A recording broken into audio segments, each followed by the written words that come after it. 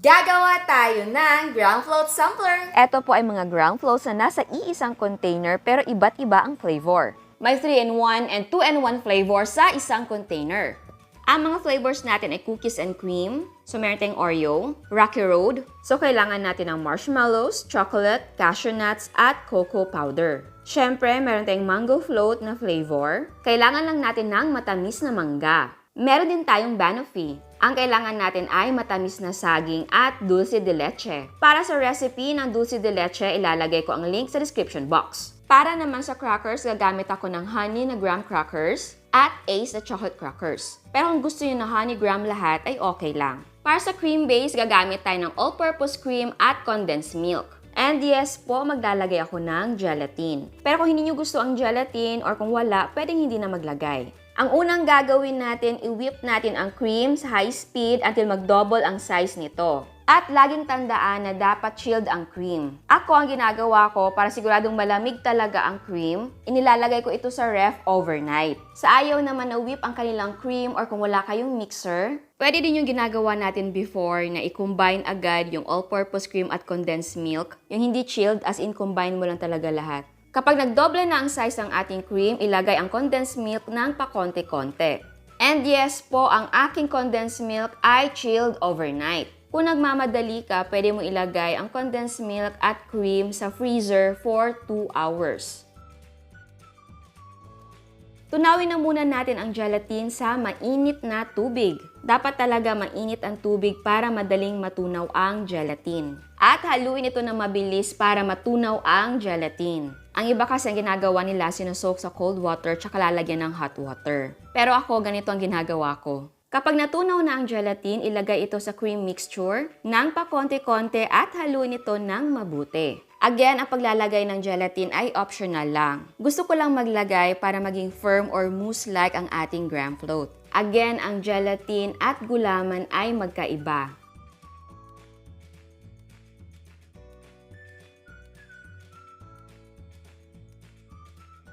So ayan, mag-assemble na tayo. Ang gamit ko ay container na 3 ang division. Unahin natin gawin ang mango float. Maglagay tayo ng first layer ng honey graham crackers. Ito na yung tricky dito dahil kailangan mo talaga na ma-shoot or ma-fit yung ating mga crackers. So kailangan nating i-cut or i-shape ang ating mga crackers para magkasya sa ating lalagyan. So diskartehan nyo na lang. Next naman, maglagay tayo ng first layer ng ating cream mixture. Mag-spread lang tayo ng medyo manipis na cream mixture. Kasi kung makapal, baka mapuno agad.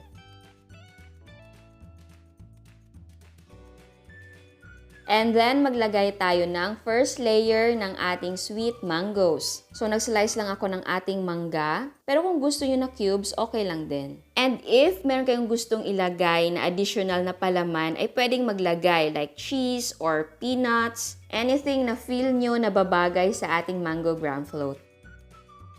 Tapos, maglagay tayo ng second layer ng ating graham crackers. So, kita nyo, ibang posisyon naman ang ginawa ko sa ating crackers.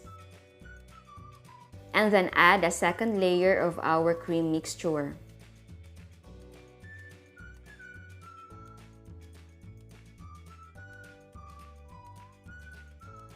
Sunod naman, magdagdag tayo ng sweet mangoes. So, 2 layers ang nagawa natin. Tapos, takpan natin ito ng crushed na graham crackers. And syempre, maglagay ng toppings para maganda tignan.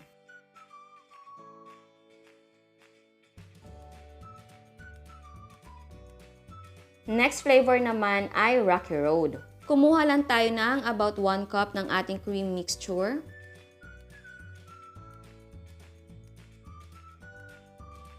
Lagyan natin ito ng cocoa powder. I-mix natin na mabuti. So, pwedeng sweetened or unsweetened ang ilagay. Maglagay tayo ng Ace na chocolate crackers sa ating container.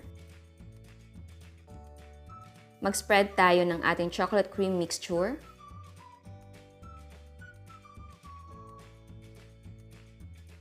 And then, lagyan natin ng chocolates, marshmallows, at cashew nuts.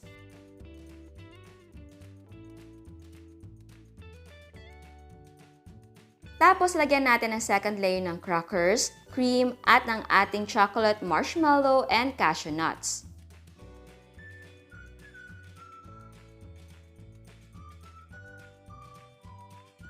Tatakpan ko lang ng konting chocolate cream ang ating palaman.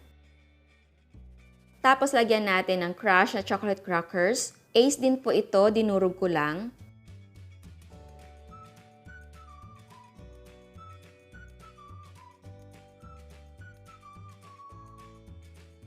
At maglagay tayo ng toppings. Sunod naman, gawin natin ang Oreo or cookies and cream. So same, kumuha tayo ng 1 cup ng ating cream mixture. Lagyan natin ng crushed na Oreo at haluin ito ng mabuti. Kung wala kayong Oreo or namamahalan kayo sa Oreo, pwedeng gumamit ng ibang brand. Marami namang available sa market na pagpipilian. Lagyan na din natin ng vanilla essence. Haluin lang ito. Lagyan natin ng Ace sa chocolate cracker ang kabila. Maglagay tayo ng Oreo na cream mixture sa ibabaw. Wala akong ilalagay na palaman in between, pero kung gusto niyo maglagay ay pwede naman. And then ipatong lang ang second layer ng ating crackers at Oreo na cream. Lagyan natin ng Oreo toppings. Pwedeng maglagay ng toppings kapag firm na yung ating cream dahil medyo lumulubog siya. Etong toppings na ginagamit ko ay mini Oreos, pero pwede naman yung regular na Oreo. Ang susunod na container kong gagamitin ay dalawa ang division. Dito ko ilalagay ang banoffee. At ang magiging partner niya ay coffee or mocha ground float. Kumuha tayo ng about 1 cup ng ating cream mixture. Lagyan natin ng instant na coffee powder. So kayo na ang bahala kung gaano ka-intense yung gusto niyo sa ating coffee. Haluin lang ito ng mabuti. Lagyan natin ng peanuts at chocolates. Maglagay tayo ng graham crackers sa ating container. Ilagay na natin ang first layer ng ating mocha or coffee mixture sa ibabaw. At i-repeat natin ang steps para sa second layer.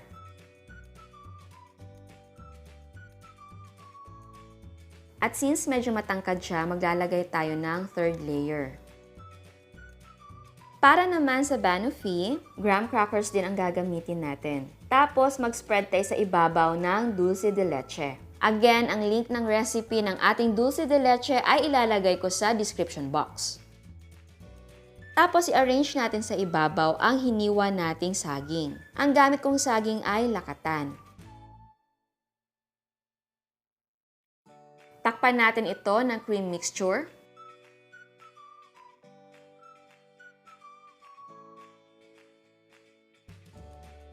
Lagyan natin ng toppings.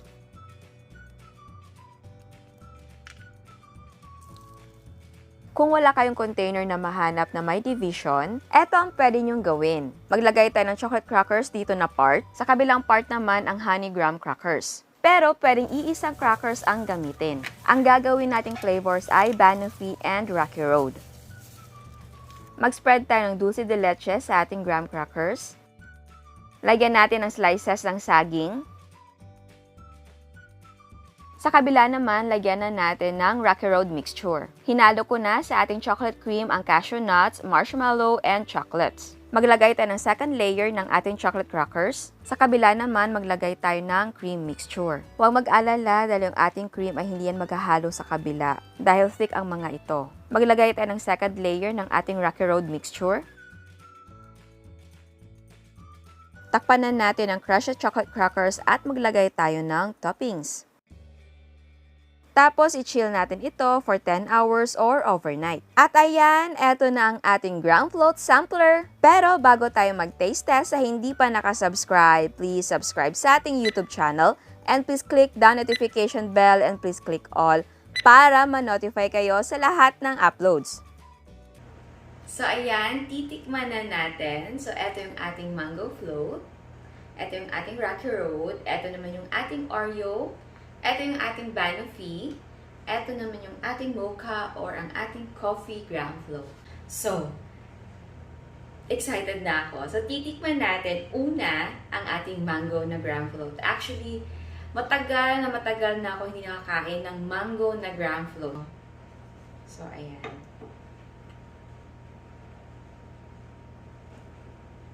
Yan. Ayan siya yung sinasabi ko. Kapag may firm siya. Ayan. So yum. Nakalimutan ko ilagay yung ating mic. Kaya, yung part na yon baka mahina yung volume or mahina. Ay, nako. So, ayan. Kain na tayo. Ang sarap talaga ng mango float, ano? Alam mo yung napaka-comforting talaga nung dating niya. Kasi syempre, maaalala mo sino yung first na gumawa nito para sa'yo. Or saan mo natikman. Maybe it's your mom, your aunt, your big sister, or yung lola mo. Sa akin kasi, yung una talagang gumawa nito, siguro grade school pa ako, yung mom ko, yung, wala pang gelatin talaga, yung lang, yung all-purpose cream and condensed milk, ganun lang. Tapos, mas marami yung layer, syempre, ng graham crackers, kasi nga, kapag ganun, flat. So, mas marami yung layer niya. Tapos, hindi naka-tab. Di ba ngayon, nasa mga tab na? Noon, talaga yung parang malaking Pyrex ba yun? Na na lalagyan. Ang sarap. Super. Super.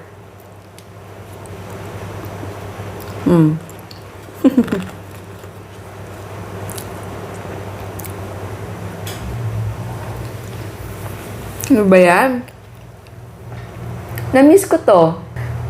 Kasi ayokong gumawa ng mango float kapag hindi matamis yung mangga. Ayoko nang alanganin, yung parang maasim.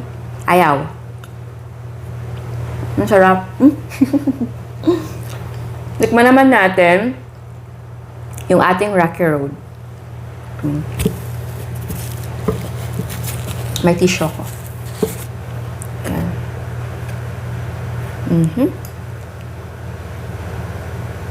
Oops. Yan. Yan. Chocong-choco. Chocolate lahat.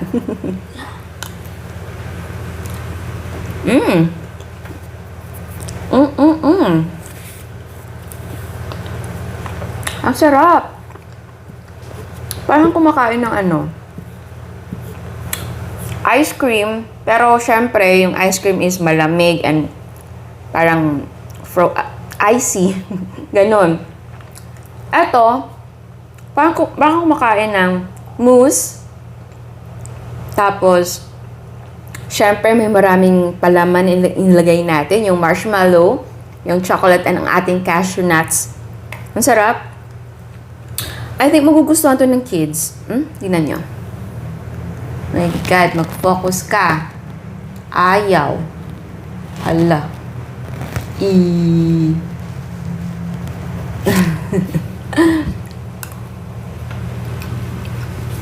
Yum. Sarap niya. Sunod naman, yung ating Oreo. Teka, baka meron na naman akong something. Uy. Yun, no? Ayaw mag-focus. Yan.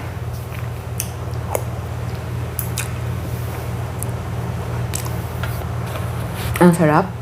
Lahat ata masarap.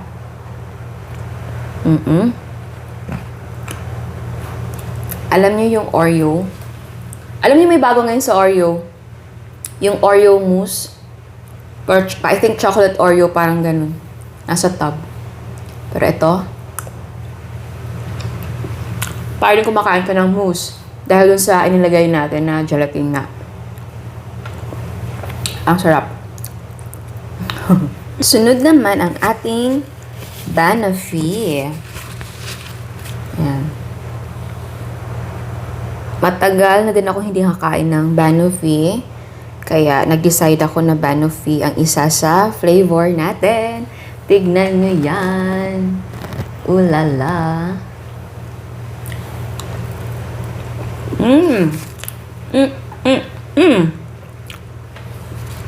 Ang sarap.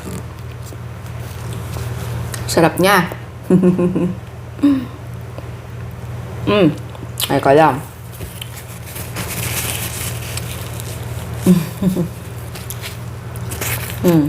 Sarap. Ang sarap ng saging, ang sarap ng dulce de leche.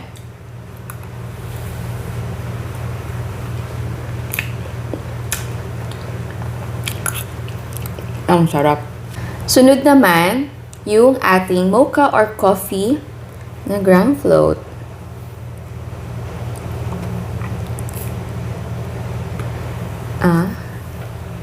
Diba? Kapag may gelatin, talagang maganda siya tignan. Ayan.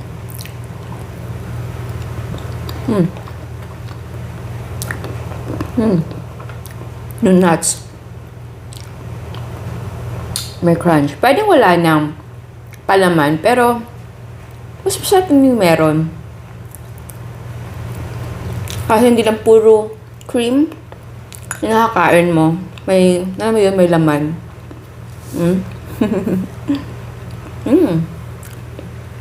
And, eto. Kayo na ang bahala kung ano yung gusto nyo na combination sa isang container. Kung gusto nyo na mas malaki si Rocky Road, ilagay nyo dito si Rocky Road, tapos dito si Mango, dito si Oreo, or dito yung Mocha, or kahit anong flavor. Kung gusto nyo avocado na gram float, or durian, matcha, strawberry, marami tayong mga recipe na gram float, so pili lang kayo doon, tapos kayo na ang gumawa ng combination na gusto nyo. And, may mga container na apat yung division niya. Meron ding iba, round. Tapos yung division is, I think, 4 or 5. I think 4. Nakaganyan siya, tapos meron sa gitna. Basta, may mga ganun eh. Tapos ang gusto nyo, 2 lang. And, eto pwedeng 4. Ang gawin nyo, yung ginawa natin sa isa, yung walang division, ganun din. I-ano nyo lang. Di ba kita nyo naman sa ginawa natin na walang division yung ating isang container? Ano, di ba? Hindi sila maghahalo-halo. Kasi nga, thick yung ating cream. So, parang, alam mo yun, mabagal yung pag-move niya.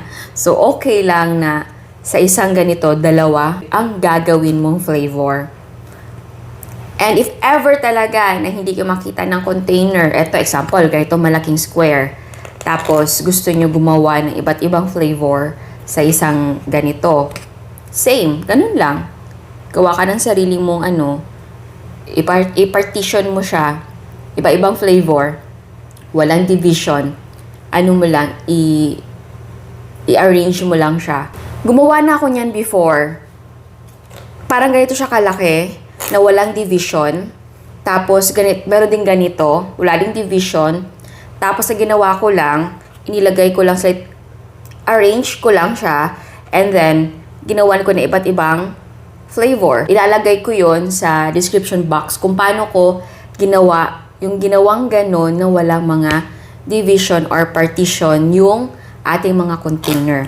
Ito kasi nakita ko lang to sa nakita ko siya sa grocery. So maganda talaga siya na sampler na iba't ibang flavor ng gram float. So ayan, bili lang kayo ng ganito kung makakita kayo nito sa baking store or sa mga grocery ninyo. Kasi I think marami ng ganito eh. Kasi maraming nag-online selling. Actually, yung mga ganito para to sa mga ulam.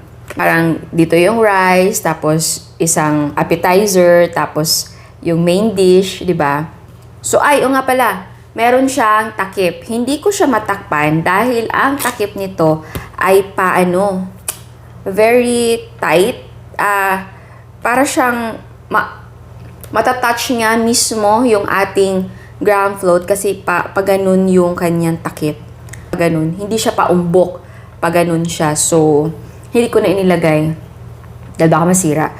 So, yun din. Kung ganun yung takip ninyo, babaan nyo lang yung inyong mga float. Babaan nyo para kapag tinakpan, hindi siya masisira yung top portion ng ating float. So, ayan. Ito yung ginawa natin na sinabi ko na walang division or walang partition. Tama ba? Ayan. Eto siya. O, tignan nyo. Hindi naman siya naghalo, diba? 2-in-1 talaga siya. Oh. Ayan din. Oh, 'di ba? Banofito tsaka Rocky Road. Kung gusto niyo frozen, ilagay niyo lang sa freezer. Frozen na inyong mga mango float. Ay, ang inyong mga graham float. So, yan. Ang bango. So, ganyan lang. Di ba maganda siya pang negosyo? Oh. Pagbenta nyo, meron ng iba't ibang flavors. O, san ka pa? Sa isang container, 3 ang flavors. Pwedeng gawing 4. Diba? Kasi yung iba, pag parang gusto lang makatikim din, tapos iba-iba, sarap. Maganda pa titignan. Diba? Gusto ko siya. Gusto ko siya. Yan. And again, pwede kayong gumawa ng sarili nyong flavor. Kahit anong gusto nyo. Ano bang mga na flavors ngayon? Halo-halo graham float. Ano pa? Graham de leche. Diba? Pwedeng ganon. Ube. Ano pa? Basta marami, diba? So, ayan. Sana gustuhan yung recipe natin ngayon. Ciao! Ang cost per yield ng 3-in-1 ay 178 pesos and 40 cents. Pwede mo ibenta ng 200 pesos. Sa 2-in-1 naman na Banoffee and Mocha, ang cost per yield ay 102 pesos and 60 cents. Pwede mo ibenta ng 130 pesos. Siyempre, ang prices ay magdidepende kung anong combination ang gagawin mo.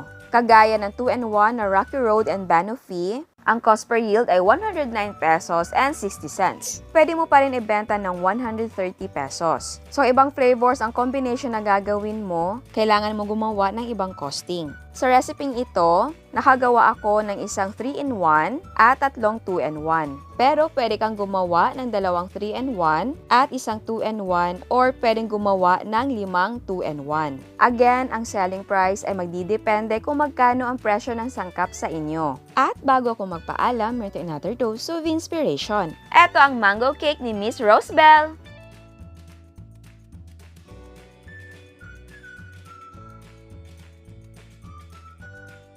Eto naman ang mga ice cream rolls ni Sir Mark.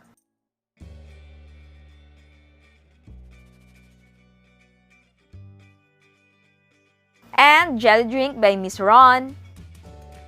Again, gusto kong magpasalamat sa lahat na nagpapadala ng mga photos nila. Talagang nakakatakam, nakakamiss ang mga ganitong pagkain. Again, salamat talaga. At sa mga hindi pa nakasubscribe, please subscribe sa ating YouTube channel and please click the notification bell and please click all para ma-notify kayo sa lahat ng uploads. And please don't forget to like our Facebook page and follow us on Instagram. Thank you!